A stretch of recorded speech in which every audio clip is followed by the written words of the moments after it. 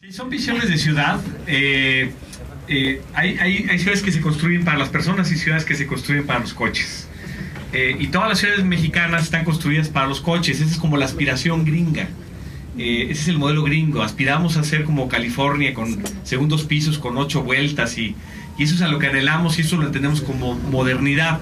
Y no hay cosa más estúpida en términos urbanos que construir ciudades para los coches. Porque las propias autopistas americanas, californianas de 25 pisos se colapsan en hora pico. Y yo tristemente estoy viendo muchísima urbanización en Puebla. Yo venía mucho a Puebla y a todas las ciudades porque trabajaba en la farmacéutica y se ve un avance muy grande en términos de infraestructura, pero pura infraestructura para el coche. Aquí en la propia avenida están los puentes peatonales. Cuando es un puente peatonal en donde el peatón tiene que hacer el esfuerzo y no el coche, es una visión totalmente equivocada. Y aquí en Puebla están en el camino incorrecto. Los segundos pisos, los puentes peatonales, todo eso es algo que va por el camino indebido. Las ciudades se tienen que construir para los peatones, para el transporte público y no para el automóvil.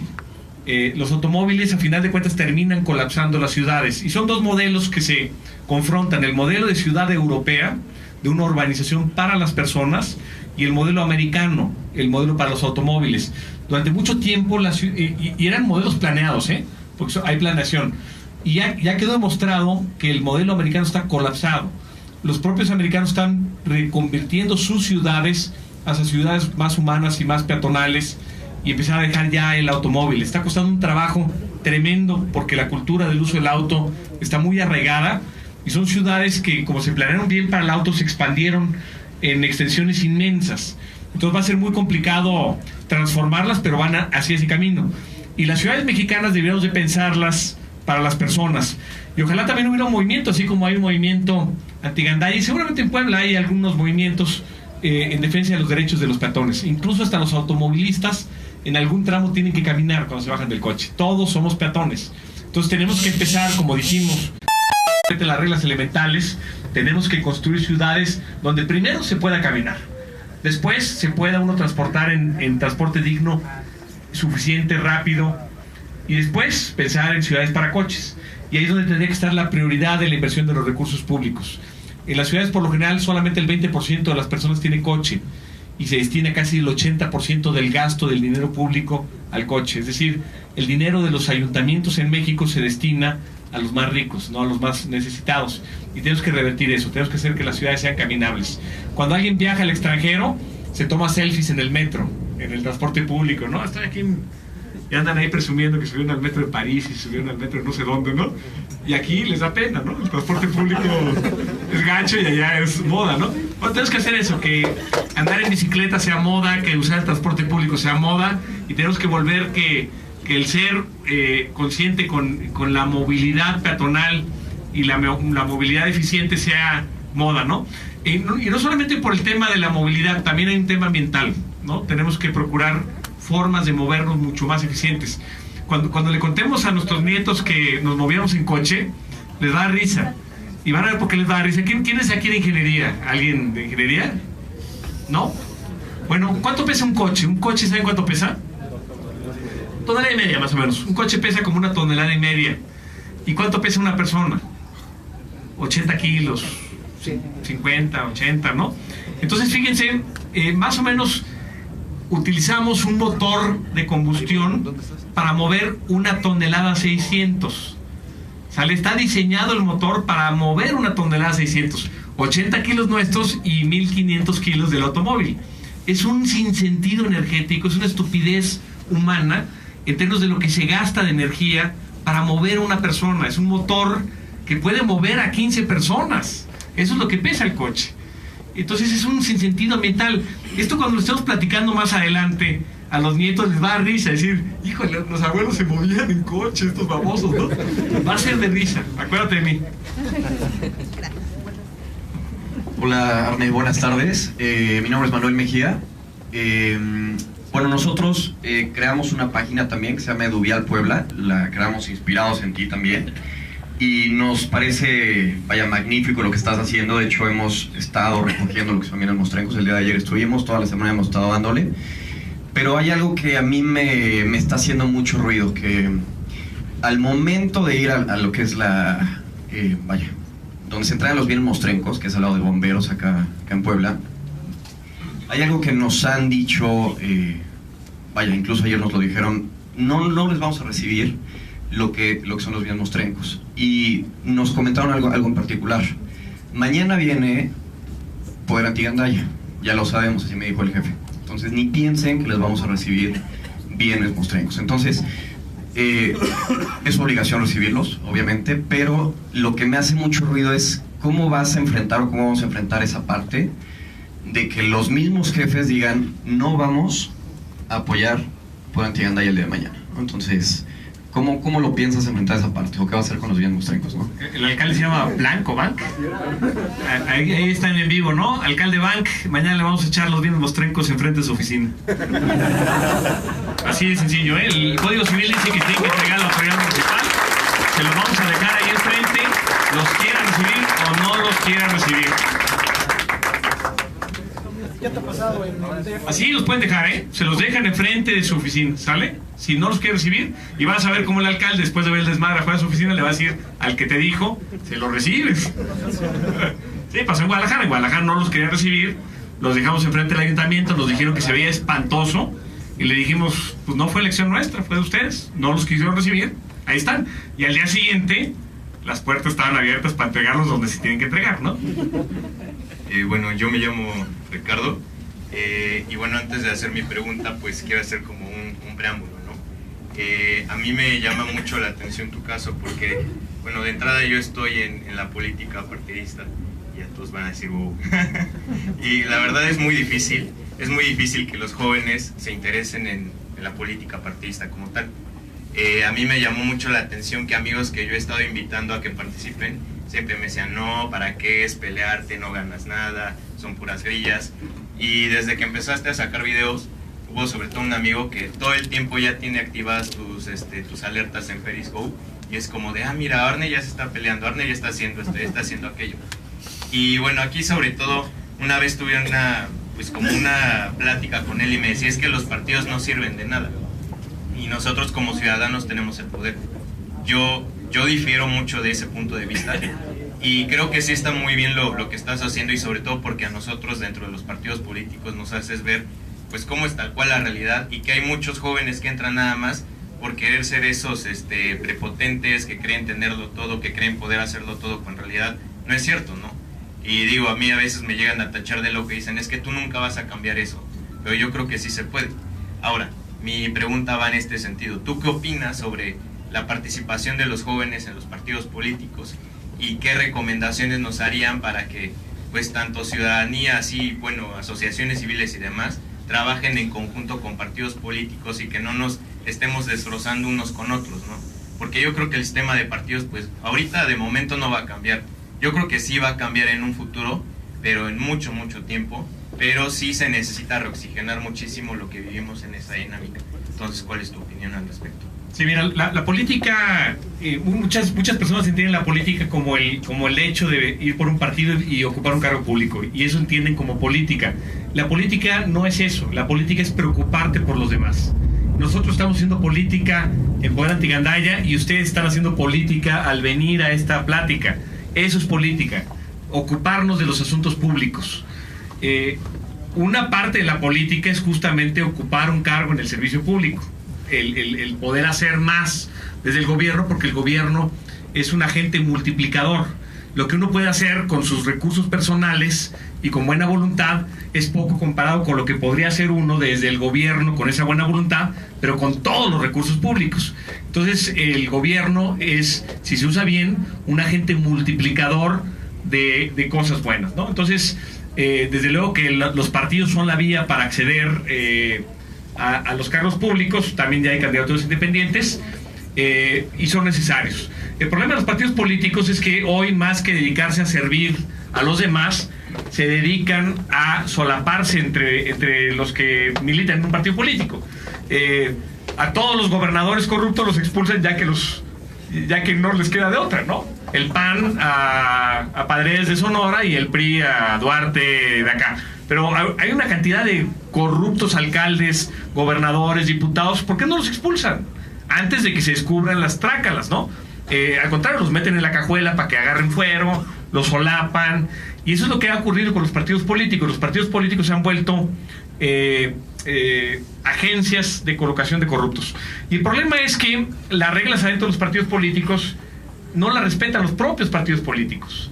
Entonces, la forma de acceder a una candidatura interna es gastando dinero al por mayor para que estés arriba en las encuestas. Y nadie pregunta, oye, ¿de dónde sacó tanto dinero este cuate? Ahorita que venía me llamó la atención en toda la salida de México, en el oriente, en Chalco, un cuate Cepeda del PRD con 50 espectaculares que cuestan 20,000 pesos cada uno al mes, ¿no?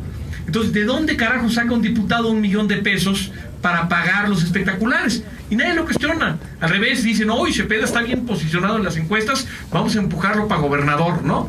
Es un activo del partido porque está bien posicionado en la sociedad, pero nadie adentro del partido cuestionó de dónde sacó el dinero para pagar esa cuenta. Y eso es lo que está pasando con los partidos, que no respetan sus propias reglas del juego. Entre ustedes se hacen trampa dentro de los partidos, no respetan las asambleas democráticas, no respetan las reglas de gasto de campañas, no respetan las reglas cuando se van a campañas constitucionales.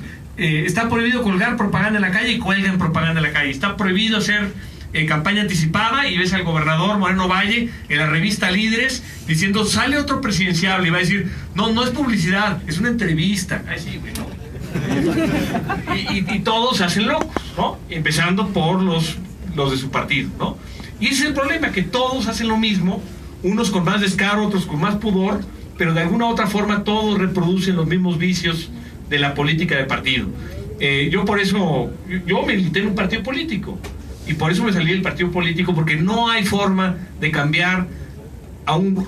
Mi tío decía, si tienes un guacal con manzanas sanas y hay una podrida, ¿qué crees que va a pasar? ¿Que las sanas van a convertir a la podrida en sana o que la podrida va a propagar el mal? Y la verdad es que no hay forma de que cambien los partidos. Se tienen que colapsar, se tienen que derrumbar y volver a refundarse. Yo sí creo en la política partidista, pero si respetan las reglas del juego. Y volvemos a lo que platicamos en el origen. Si la sociedad no respeta las reglas del juego, los partidos se van a nutrir de una sociedad que no respeta las reglas del juego y va a llevar al poder a puro corrupto que no respeta reglas del juego. Entonces tenemos que cambiar la sociedad para que entonces se nutra esos partidos políticos de ciudadanos honorables y entonces los partidos postulen candidatos honorables. Pero va de sociedad a partidos y a gobernantes, ¿no?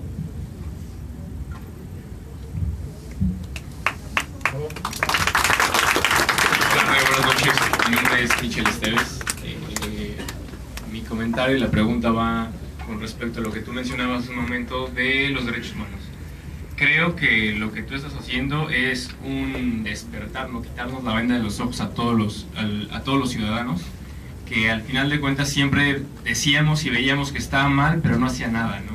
Y creo que en este, como bien mencionas, empoderamiento ciudadano y esta conciencia, hemos venido despertando, ¿no? Y creo que ha sido un gran despertar porque no solamente es en la Ciudad de México, ¿no? Ya se vio en Guadalajara, en Monterrey, ahorita en Puebla, y creo que también ya está en Querétaro, no sé en dónde.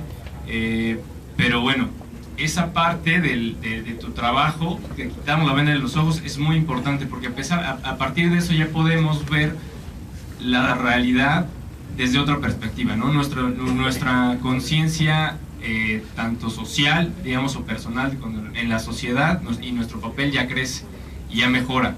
Pero ¿qué opinas con respecto a los derechos humanos que todos, al menos aquí, vemos que en ningún momento has faltado, ni has dicho, ni has, creo que, violado la ley en el aspecto de los derechos humanos? Pero ¿qué ha pasado cuando llega la institución y sí te dicen, te mandan recomendaciones porque lo que dices y lo que haces está mal? Lo digo porque al menos cuando yo lo vi, lo leí, me dio coraje, ¿no? Porque al final de cuentas es un... ¿Cómo puedo decirle que lo vea con mis ojos, ¿no? ¿Cómo decirle que el delincuente, cuando decide delinquir y privar de la vida a una persona, al menos creo que pierde ese chance, ¿no? De que sea tratado como tal, o que tenga esa misma igualdad, ¿no? Tendría que cambiar, pero al menos en esta parte del movimiento Gandaya, que es apartar y hacer mío la vía pública y lo que yo quiero, y llega Recursos Humanos y te dice, Derechos Humanos y te dice, no, ¿sabes qué? Lo que tú estás haciendo está mal. ¿Qué hacer para que para que permearan las personas y quitarnos más rápido, y en las instituciones, como es una muy importante, derechos humanos, esa venda en los ojos de la que te hablo. Bueno, debo aclarar que no hay ninguna recomendación hacia mi persona en derechos humanos, ni una. El asunto fue que, bueno, para empezar, quien recibe recomendaciones de derechos humanos son solamente los gobernantes, ojo, a mí no me podría como ciudadano emitir una recomendación de derechos humanos, solamente hacen recomendaciones a los gobernantes. Y como gobernante, lo que empezó a pasar en la Ciudad de México es que la Comisión de Derechos Humanos tienen consejeros o gente que participa en la comisión, y casi todos ellos eran perredistas. Entonces a mí me ven como una amenaza electoral, no les importa lo que estoy haciendo. Entonces trataron de torpedearme partidistamente desde la Comisión de Derechos Humanos. Pero al final de cuentas, todos los informes que me pidió la comisión por supuestas violaciones, los respondí en tiempo y forma, y la comisión no pudo emitir una sola recomendación en contra de lo que estábamos haciendo, porque todo se apegaba a derecho. El problema fue que la comisión empezó a litigar en medios y empezó a pelearse en medios conmigo, cosa que es increíble, porque si están en curso las investigaciones, no pueden ellos salir a buscar pleito mediático y empezar a emitir boletines, y fue lo que ocurrió. Y era un vínculo directo de ciertos personajes de la política de izquierda de la Ciudad de México, con mucha influencia en la Comisión de Derechos Humanos, que empezaron a obligar a la comisionada y a la gente de derechos humanos a salir a atacar, ¿no? Igual pasó con la COPRED, que era la que previene la discriminación, y con el InfoDF, que estábamos violando datos personales. Esas tres instancias me las echaron a andar y se la pellizcaron las tres, No hubo ningún tipo de sanción, recomendación, absolutamente nada, porque todo se hizo conforme a la ley. Para que se puedan respetar los derechos humanos, tiene que haber Estado de Derecho. Tontos los de derechos humanos que boicotean un movimiento que pretende hacer valer el Estado de Derecho, porque justamente la tierra fértil para las violaciones de los derechos humanos, los abusos de la policía, las tranzas de gobierno, es justamente la ausencia de lo que estamos platicando hoy. Habiendo ciudadanos conscientes, funcionarios que conozcan las reglas del juego, policías que actúen conforme a la ley, eso es lo que va a provocar que se respeten los derechos humanos en este país. Y de veras es tonto que pretenden torpedear este esfuerzo, ¿no? Perdón que me brinque. ¿Qué es ser City Manager? ¿Dónde se te ocurrió esa idea o a dónde lo copiaste? ¿Y cómo fue el acercamiento con Xochitl? No sé si tú ya te sentías perdido en tu candidatura y de repente Xochitl, ¿sabes qué? Pues vente para acá, eres buen elemento. Esas tres preguntas. Bueno, el City Manager es una figura que existe en muchos países hace más de 100 años, ¿no? Me parece que 115 años, el más antiguo. ¿Qué pasa? Las ciudades o la política o el servicio público, vamos a ver del servicio público. El servicio público tiene una parte que es artística, el arte del servicio público y la ciencia del servicio público. El arte del servicio público es todo lo que tiene que ver con las relaciones humanas. Por ejemplo, si tú vas a construir o abrir una calle y tienes que negociar, más que un asunto de ciencia, que eso pues es la topografía, por dónde va a pasar la calle, cómo se construye, la técnica de cómo hacer la calle, hay una parte que tiene que ver con negociación y persuasión. Entonces hay una parte que los que se dedican al servicio público tienen que tener habilidades persuasivas, de comunicación, de relaciones, que es mucho más humano y más artístico. Y por el otro lado hay otra parte del servicio público que es totalmente científico, que tiene que ver con topografías, con asuntos eléctricos, hidráulicos, cosas administrativas, manejar el dinero, saber de finanzas públicas, saber de recursos humanos, que no tiene que ver con lo otro. Entonces estas personas se dieron cuenta que administrar una ciudad había que tener esas dos habilidades, una artística y una científica. Y por lo general las personas que son muy empáticos y que son dicharacheros y persuasivos y convincentes y que arrancan sonrisas y convencen, esos por lo general se dedican a las ventas y a la grilla, ¿no? Y por el otro lado, los que son ordenados, pues les cuesta mucho trabajo empatizar. Un contador, pues hay bien pocos contadores simpáticos, ¿no? Hay bien pocos ingenieros técnicos simpáticos. Entonces se dieron cuenta que era bien complicado encontrar en una sola persona las dos habilidades, que fueran artistas y científicos. y dijeron, no nos compliquemos, vamos a dividir la tarea de gobernar una ciudad en dos. El alcalde lleva la relación con la prensa, la relación con los vecinos, la relación con los alcaldes contiguos, la relación con el gobernador, con el Congreso, con el Cabildo, toda la parte artística, y el City Manager lleva la parte de la ciencia, ¿sale? Ahí es donde nace la figura del City Manager. Y en México, ¿qué ocurre? Que tenemos la figura de gobierno en nuestros alcaldes concentrada en las dos cosas. Entonces tenemos, bueno, nunca ganan los técnicos, porque pierden las elecciones. Siempre gana el mentiroso y el dicharachero, y el nerd pues pierde las elecciones por antipático, ¿no? Entonces no llegan estos técnicos al gobierno, y por eso tenemos el desastre de ciudades que tenemos, porque llegan los grillos a tomar decisiones técnicas, ¿no? ¿Cuándo se tiene que poner concreto hidráulico en una calle y cuándo se tiene que poner concreto asfáltico en una calle? Por ejemplo, cuando están pavimentando tu calle, ¿cuándo es momento de pavimentar tu calle y cuándo es momento de echarle un riego de impregnación a tu calle? ¿Alguien sabe? Nadie sabe. ¿Por qué? Porque no somos técnicos. ¿Cuándo es momento de pavimentar una calle? La gente va a decir cuando tiene baches, ¿no? O cuando ya está muy arrugadona. No, ese no es el momento de pavimentar una calle. Porque lo que va a pasar es que la van a pavimentar y como abajo la tubería está vieja, mañana la van a tener que abrir para reparar las fugas de la tubería vieja. Entonces una calle se pavimenta cuando se cambian los servicios que están abajo. Después se vuelve a pavimentar. ¿Sale? Eso nadie lo sabe. Solamente un City Manager, ¿no? Entonces, en mi campaña, yo me postulé como independiente y competí contra Xóchitl. En los debates, Xóchitl, a pesar de ser ingeniera, no tenía conocimientos técnicos de ciudad. No tenía conocimientos técnicos. Entendió todo a la primera, pero no sabía.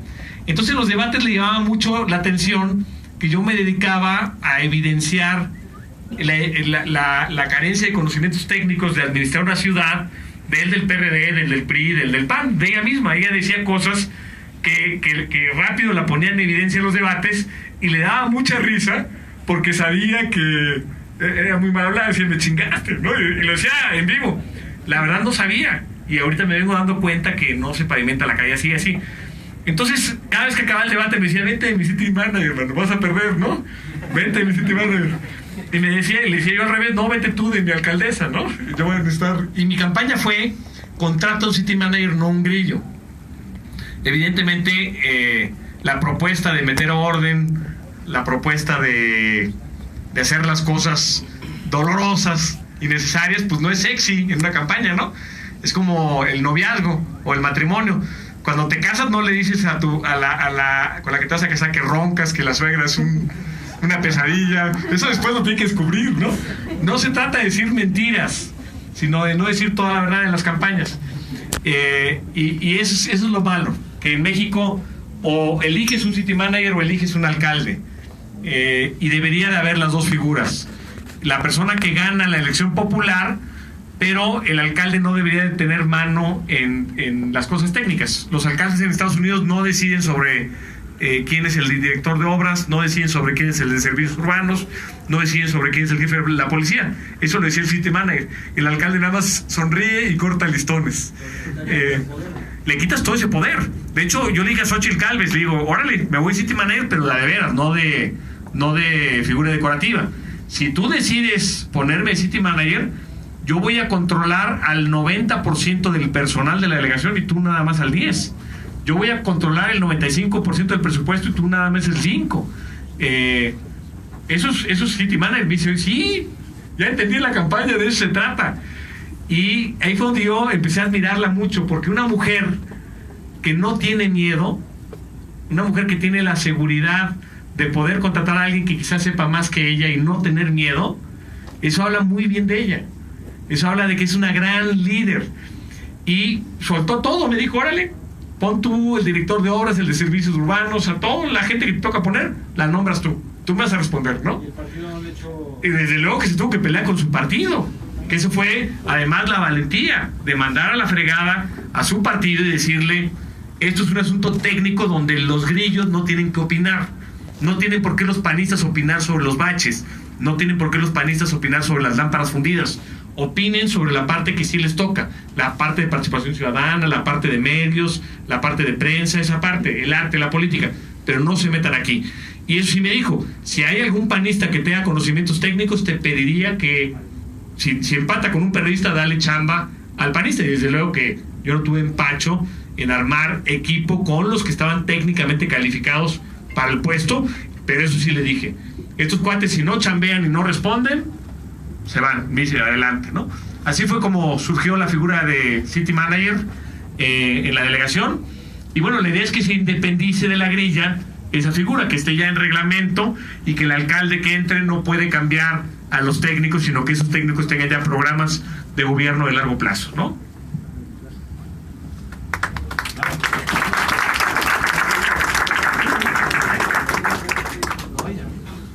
Hola Arne, buenas noches. Pues creo que las grandes cualidades del movimiento que encabezas en cuanto a generar una participación ciudadana pues ya se dijeron, y quisiera que más bien dedicar ese tiempo a las respuestas de 3 preguntas o 2 que te quiero hacer. Una no es muy importante. Hace rato decías, ¿no?, de que cuando la gente tiene su boleta con su multa o cuando está quitando la calcomanía, llega un momento de reflexión y puede pensar que pues algo hizo mal y que pues habría que corregirlo. Quisiera saber si tú en algún momento has tenido este momento de reflexión al ver de nuevo los videos en donde a lo mejor alguien te ha hecho este comentario y te ha dicho, oye, tal vez aquí la regaste, no lo abordaste de la mejor manera, y saber cuál fue esa reflexión, ¿no?, si en algún momento la has tenido, ¿no? Segunda, pues que si nos pudieras platicar si ha habido algún intento ridículo de corromper a tu persona, ¿no?, y que pues, nos lo dijeras, y saber qué pasó con Mario Cliff, que pues ahí se quedó esa onda ahí, ¿no? Gracias. Sí, casi todos los comentarios que me hacen tienen que ver con la forma, con mi estilo personal, ¿no? Digo, yo lo recibo mucho. A mí me cuesta mucho trabajo, y eso sí es un tema familiar. A pesar de que mis padres son mexicanos, sí tengo ascendencia alemana y ascendencia suiza. Y mis abuelos fueron siempre muy directos. El alemán y el suizo son muy parcos, no es de por favorcito 25 veces. Te dicen, oye, recoge tu ropa, ¿no? Ya. No te andan diciendo 25 veces, oye, por favorcito, recoge tu ropa, no seas malo, te voy a dar una paleta si la recoges, y una regaza si no la recoges, primera llamada, ¿no? Y luego vuelven a salir segunda llamada, que eso nos gusta mucho en México, esta parte de andarle cachondeando y poniéndole crema chantilly a las cosas, ¿no? Y sí me dicen que soy muy autoritario y muy duro en eso. Esos comentarios, pues esa es mi personalidad y mi estilo personal, y eso no sería auténtico, sería hipócrita si empiezo a cambiar eso, y muchos comentarios van en ese sentido. Hubo algunos donde, por ejemplo, con Lady Basura, que sí, en algún momento tomé a cuadro al hijo y salía el niño, eso sí lo hemos cuidado. Ya cuando hay chamacos, lo primero es evidentemente voltear la cámara para que bajo ningún motivo salga el niño a cuadro, porque pues, el pobre chamaco no tiene la culpa de lo que su mamá vaya a hacer. Quizá la mamá no vaya a ver en redes sociales, pero los niños sí vean al niño, ¿no? Y va a ser el de la mamá de Lady Basura. Entonces sí hemos cuidado esas cosas, sobre todo ha sido la más significativa. Otros cambios que decían era, trata de decirle a la gente qué ordenamiento está violando, y a partir de comentarios sí vamos ya tarjetitas impresas para explicarle cuál es el ordenamiento. A pesar de que es su obligación conocer la ley, sí lo hemos tratado de hacer. Y ahorita ha habido mucha gente en la calle que dice deberían de avisar, ¿no?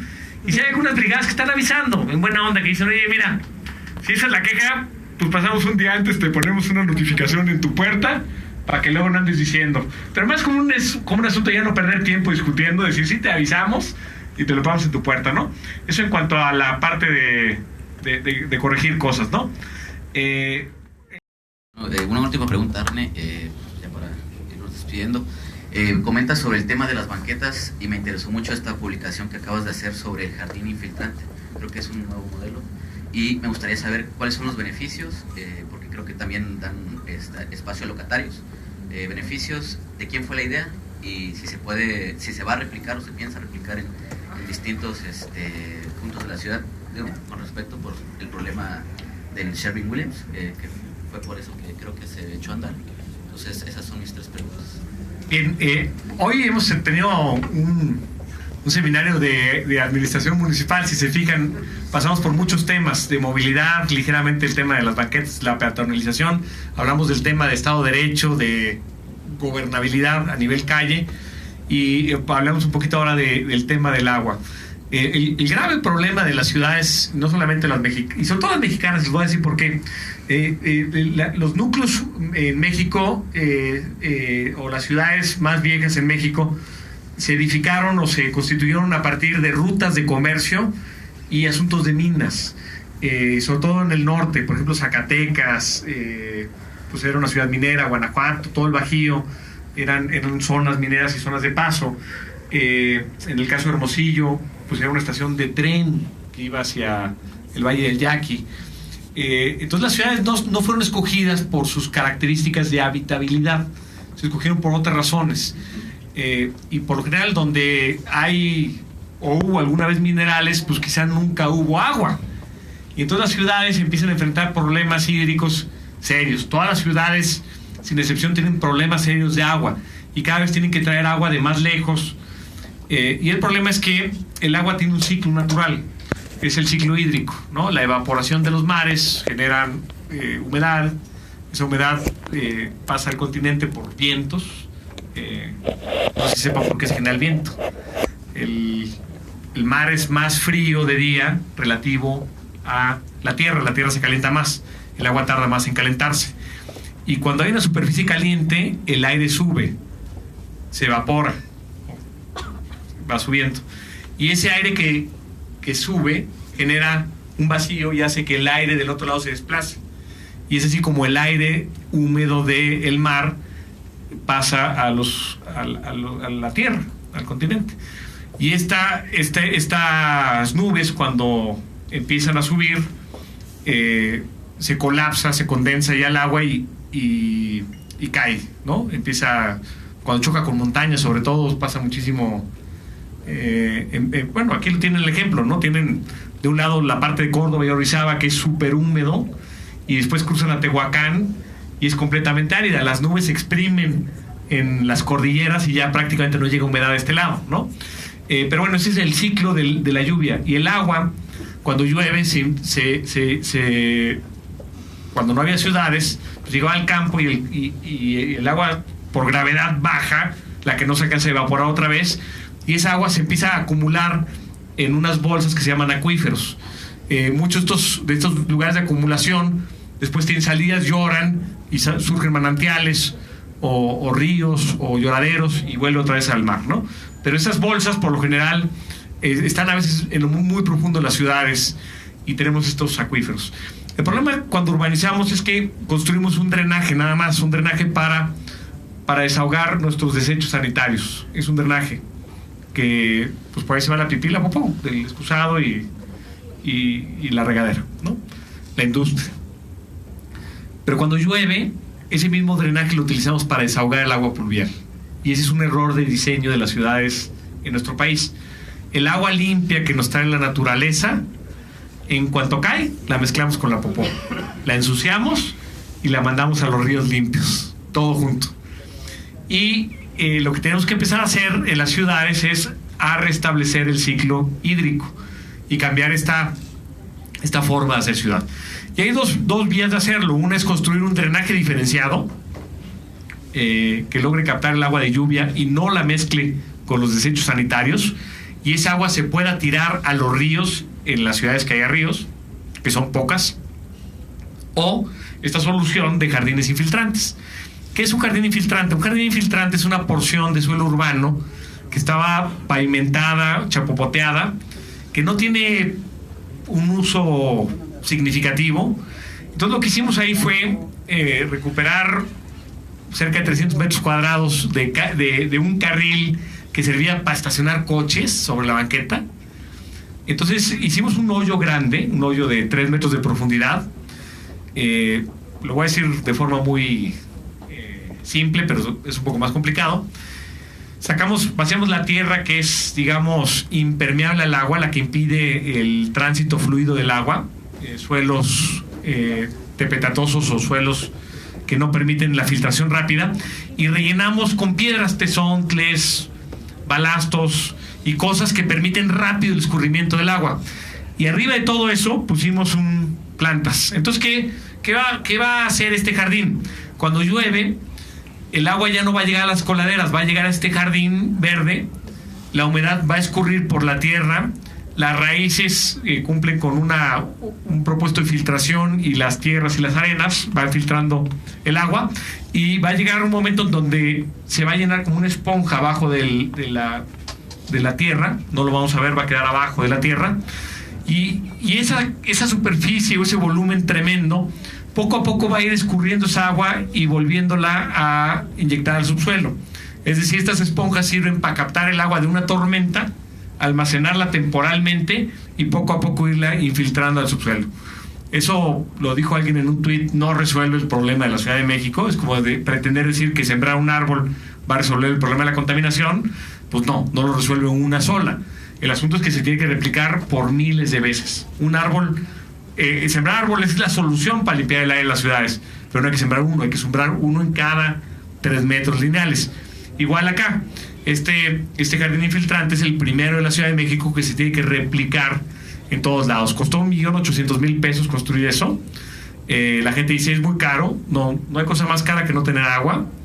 Y hoy la Ciudad de México gasta miles de millones de pesos de cuenta de luz de las bombas que traen el agua del sistema Cutzamala. Es decir, si hoy se gastan 2, 3, 4.000, 5.000 millones de pesos en traer agua, lo deberíamos de invertir para infiltrar el agua localmente, que ya la bombea la naturaleza, en vez de que la tengamos que bombear con electricidad, que además la electricidad se produce quemando carbón y generando emisiones a la atmósfera. Aprovechemos ya la naturaleza para infiltrar, ¿no? Hay que hacerlo, hay que empezar a hacer. Son cosas que a la política de partidos primero no lo entienden los de los partidos técnicamente, porque son grillos, no le entienden a la técnica.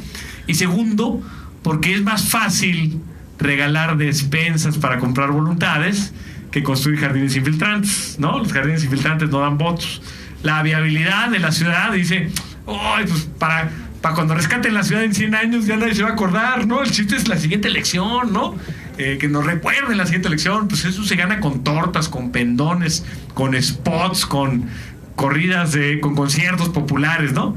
Entonces hay que empezar a hacer política de gobierno seria, de largo plazo, que le dé viabilidad a las propias ciudades. ¿Qué ciudades del mundo están haciendo esto? Pues gran parte de las ciudades del mundo, del primer mundo, las que tienen City Manager, tienen drenaje diferenciado. Y estas ciudades, pues evidentemente, el problema del drenaje diferenciado es que a algún lugar llega. Y después, ¿qué haces con eso? En muchas ciudades tienen drenajes diferenciados y luego tienen grandes campos de infiltración, como lagos artificiales, donde la estancan y ahí la van infiltrando poco a poco. O la tiran a cuerpos de agua existentes, ríos o lagos, ¿no?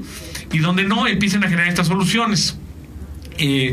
La ciudad que tomamos como referencia es Portland, en Estados Unidos. Está en el norte, pegado casi a Seattle, ya llegando a Canadá. Es una ciudad que tiene una tradición muy hipiosa, que son muy vanguardistas los de Portlandia. Tienen hasta su programa ahí, su serie, ¿no? Y estos cuates tienen un problema serio, porque cuando cae una tormenta fuerte, se colapsa el drenaje pluvial, el agua inunda el drenaje doméstico, y ese drenaje doméstico se desborda por las calles y contamina el río. Entonces ellos tuvieron durante muchas décadas contaminación de sus cuerpos de agua naturales, porque es una ciudad que casi llega al puerto y se les llenaba de caca cuando llovía, porque se colapsaba el drenaje domiciliario. Entonces empezaron a construir hace muchos años estas soluciones de jardines infiltrantes, y ahí fuimos a validar el modelo. Teníamos ya una idea y fuimos a ver qué es lo que tiene que uno hacer como ingeniero y como diseñador de ciudades, ver lo que otros hacen, no inventar el hilo negro. A partir de una idea principal, aprender de los errores de los otros. Y estos de Portland nos compartieron sus errores de 30 años y nos dijeron, ya tenemos idea de qué hacer, pero los de Portland nos dijeron qué no hacer, y fue valiosísimo para pulir el modelo de la Ciudad de México, y logramos el primer jardín infiltrante que pues estará ya en operación la siguiente temporada de lluvias. Quiero recalcar que el jardín infiltrante no va a evitar las inundaciones, es para infiltrar agua. hay una tormenta, 2 o 3 en el año, que nada puede detener, que se colapsa cualquier drenaje, no hay nada que pueda drenar eso, y el jardín infiltrante en algún momento también se va a inundar. De una vez lo digo, para que al rato no digan, no sirvió, no sirve para evitar inundaciones, sirve para infiltrar agua de lluvia. Entonces, en el 95% de los eventos pluviales, el jardín va a drenar toda la lluvia. En el 5% va a ser insuficiente. ¿Qué tenemos que hacer para que sea suficiente? Construir más y más y más y más, para que esa agua de lluvia que va buscando su cauce natural se vaya absorbiendo poquito a poco en muchos puntos y ya se eviten las inundaciones. Entonces, los jardines filtrantes, en resumen, sirven para infiltrar agua de lluvia al acuífero, para evitar inundaciones si son suficientes. ¿Qué aprovechamos además para hacer algo novedoso? Se construyó una plaza grande, muchísimos metros cuadrados, y hay un hospital muy cercano que está lleno de ambulantes. El comercio en vía pública es malo si estorba, es malo si ensucia, es malo si tiene tanques de gas que puedan generar riesgo, es malo si generan corporativismo. Pero hay que entender que mucha gente no tiene dinero para ir a un restaurante a comer. No todo el mundo le alcanza para sentarse en el Vips, y no hablemos de otros restaurantes. La gente, hay gente que trabaja lejos, que no tiene opciones de comer y come en la calle. Entonces, para esas personas hay que brindarles alternativas limpias, seguras, dignas de comercio. Entonces decidimos construir ahí unos puestos de comida en la vía pública. ¿Y por qué decidimos eso? Porque si no los construíamos nosotros, se iban a poner, no con nosotros, sino con el siguiente corrupto que llegara. Se iba a poner y iban a estar. Entonces decidimos construir puestos de comercio en vía pública aprovechando la plaza.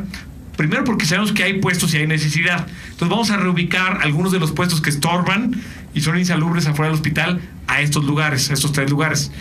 Y los puestos se construyeron ya con un drenaje e instalaciones sanitarias y trampa de grasa, que hoy tiran todo lo de las fritangas, lo tiran a la coladera y tapan las coladeras. Estos puestos ya tienen trampa de grasa. Tienen su acometida de luz para que ya apaguen su luz y saquen su medidor. Y tienen áreas en donde no estorba la banqueta. Se dejó la banqueta completa y un área con bancas y lugares para que la gente se pueda sentar a comer, y botes de basura donde puedan tirar la basura. El comercio del gobierno, que yo espero que el gobernador Bank no sea un mafioso como el delegado de la Venustiano Carranza, pero ahí sí hay que cuidarlos, como la Venustiano Carranza. Aquí no importa, hay que decirlo ahorita, y vamos a ir, nos vemos en Plaza Dorada a las 9 de la mañana, ahí los esperamos. Va a haber gente que los va a capacitar, les vamos a enseñar muchísimas cosas de técnicas urbanas de retiro de mostrencos, y participen, porque las cosas no cambian quejándose o dándole clic. Las cosas cambian poniéndose curitas en los dedos, cortándose los dedos, llevándose asoleadas, y solamente así vamos a poder cambiar este país. No es con dándole clic, es metiendo las manos y dándole la vuelta a las cosas, ¿no? Perdón. Ahora sí, la Universidad Iberoamericana Puebla, a través del Programa de Participación y Vida Universitaria y el Consejo Estudiantil de Ciencias Políticas y Administración Pública, otorga el presente reconocimiento al ciudadano Arne Ausden Rutenhag por su destacada ponencia Call to Action, recuperación de espacios públicos en manos de gandallas, impartida en la Universidad La Verdad nos hará libres, San Andrés Cholula, Puebla, 19 de octubre del 2016. ¡Bravo!